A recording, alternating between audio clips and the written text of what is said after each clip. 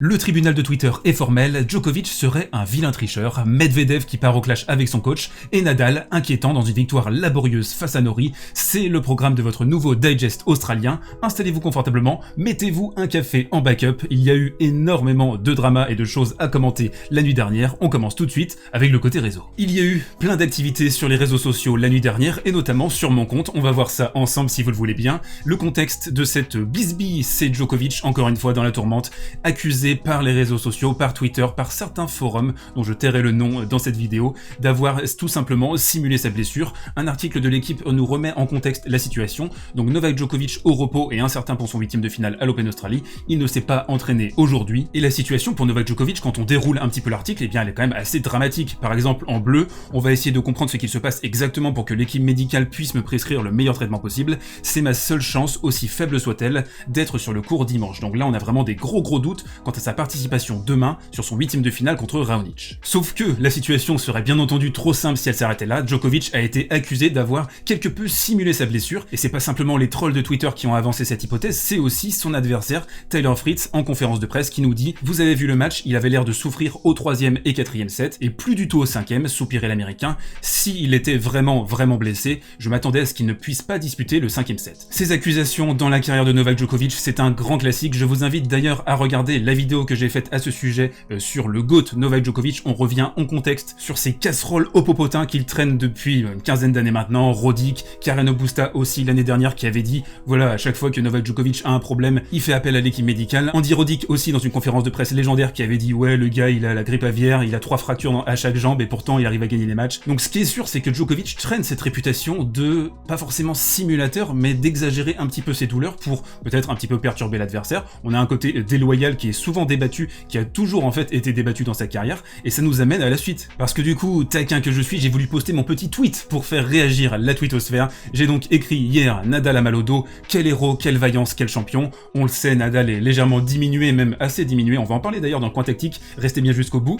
et je voulais opposer un petit peu les deux joueurs qui ont cette façon différente de réagir aux blessures, et j'ai mis ensuite Djoko a mal aux abdos, quel simulateur, quelle honte, quelle indignité. Je voulais tout simplement relever cet a priori que chaque fan de tennis a envers Djokovic et envers Nadal, leur gestion différente des blessures. Ce qui est sympa, c'est que dans la grande majorité, les gens ont compris que j'étais dans la taquinerie. Certains m'ont dit que j'étais pro Djokovic, alors là, tout simplement, il fallait cliquer sur mon compte, et là, vous voyez en pin tweet le GOAT Rafael Nadal, donc vous vous posez des questions, vous vous dites, mais attends, est-ce qu'il est pro Djokovic, pro Nadal, pro Federer? De toute façon, c'est des accusations que j'ai eues depuis le début de la chaîne, on m'a traité successivement de pro Federer, pro Nadal, pro Djokovic, et on a eu une réponse intéressante d'ailleurs à ce tweet d'Harold Mayo, numéro 1 mondial chez les juniors s'il vous plaît, qui a écrit « Nadal ne fait pas de cinéma pendant 2 sets, Nadal ne joue pas à 20%. » Et ça, je pense que c'est quelque chose qui est revenu assez souvent, c'est qu'en fait, avec Djokovic, il y a eu tellement de blessures ces 15 dernières années, tellement d'exemples où les gens se demandaient s'il était vraiment touché ou pas, si c'était pas une façon stratégique de un peu perturber l'adversaire. On se souvient dans le 4e set, l'Open Australie l'année dernière contre Thiem, donc il y a toujours un peu ces histoires avec Novak Djokovic, et c'est un peu comme si vous viviez dans un petit village, vous savez, tout le monde se connaît, et vous aviez la réputation d'être un voleur de fraises Tagada, et là, comme par hasard, dans la boulangerie, dans la nuit précédente, eh bien, les fraises Tagada ont été volées.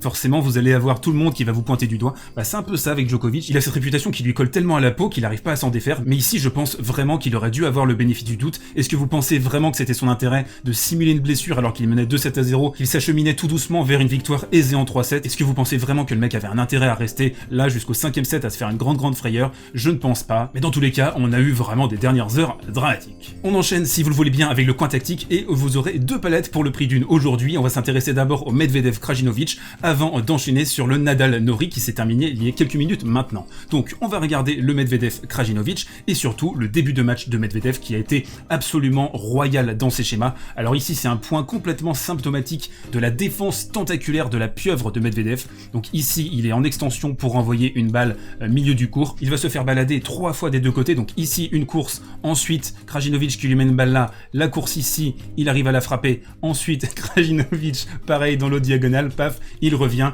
il remporte le point. Donc ça c'est une des grandes forces de Medvedev, c'est d'être un mur absolument impassable, 1m98, une allonge exceptionnelle, une longueur aussi, on va y revenir dans quelques instants, qui arrive à trouver vraiment la ligne de fond assez régulièrement, et aussi forcément son service, il arrive à trouver toutes les zones avec ce coup, ici au T, ici à l'extérieur, il manœuvre très bien, il a aussi une deuxième balle qui lui permet de prendre des gros risques avec des aces parfois à 200 km/h, bref, c'est un chantier d'essayer de le battre, mais Krajinovic s'est bien accroché, on va regarder ça dans le 3e set. Mais rendons à César ce qui appartient partie à Krajinovic, le Serbe a été épatant de résilience, et notamment sur un coup, le revers, il a réussi à toucher absolument toutes les zones, mais surtout, ce qui était très efficace, c'est ce revers long ligne, absolument brillant de la part de Krajinovic, alors qu'ici, dans cette séquence par exemple, Medvedev s'attend à faire une petite course vers la gauche, c'est plus facile d'aller taper un revers croisé, bien sûr, vous avez plus de sécurité avec le filet, mais non, Krajinovic a réussi à s'engouffrer dans ce long ligne, à perturber Medvedev, qui aussi a baissé en qualité de retour, c'est un point cardinal de son jeu, et il a eu du mal, à partir du 3e set, à avoir une régularité sur ce coup, et ça a permis à Krajinovic, excellent au demeurant, de s'engouffrer dans la brèche. Et cette brèche, elle a pris la forme d'un Medvedev extrêmement frustré à partir de la fin du 3e set, il se voyait déjà remporter le match avec ses 3 balles de break à 4 partout, en disant bon voilà, je fais le break, 5-4, mon service, jeu blanc, je rentre à la maison,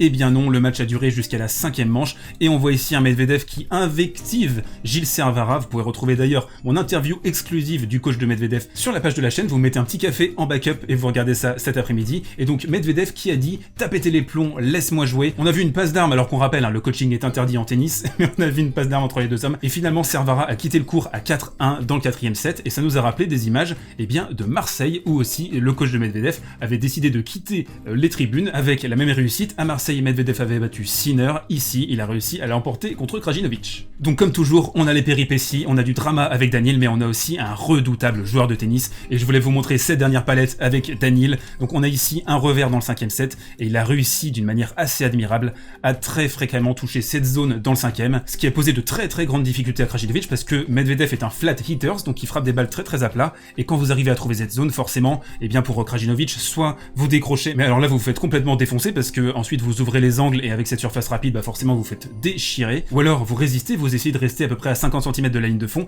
mais là vous frappez toutes vos balles au niveau des genoux, vous avez beaucoup de mal à vous appuyer sur la balle adverse, et donc c'est grâce à cette longueur de balle retrouvée que Medvedev a infligé un 6-0 qui lui permet de se qualifier pour le 4e tour. Et comme promis, le petit point Nadal. Alors pourquoi Nadal inquiétant? Parce qu'il a été très précautionneux dans ses déplacements. Alors ici, dans cette palette qui me semble vouloir tout dire, on a un Nadal qui se déplace ici, qui tente un slice, qui le met baduf, mais dans l'ensemble, il a été extrêmement mis en difficulté, et particulièrement sur ce côté revers quand il était attaqué. Alors pourquoi côté revers? Parce que côté coup droit, il a beaucoup plus cette facilité de faire le coup simplement avec le bras, mais côté revers, quand vous n'êtes pas exactement sur la balle, vous devez être beaucoup plus gainé au niveau des abdominaux, au niveau du dos aussi, il y a beaucoup plus de rotation du buste, et il a fait un nombre incalculable de fautes directes de ce côté-là. Donc dans l'ensemble, on a vu vraiment un Nadal jouer avec le frein à main pendant quasiment toute la partie, sauf dans les moments importants, les balles de break, les fins de jeu, où il rehaussait un petit peu le curseur de l'intensité, mais dans l'ensemble, j'ai trouvé que c'était vraiment assez médiocre, particulièrement au niveau des déplacements, et il y a de très grandes chances que ça ne passe pas contre Fognini, un bon Fognini en plus aujourd'hui contre De Minaur.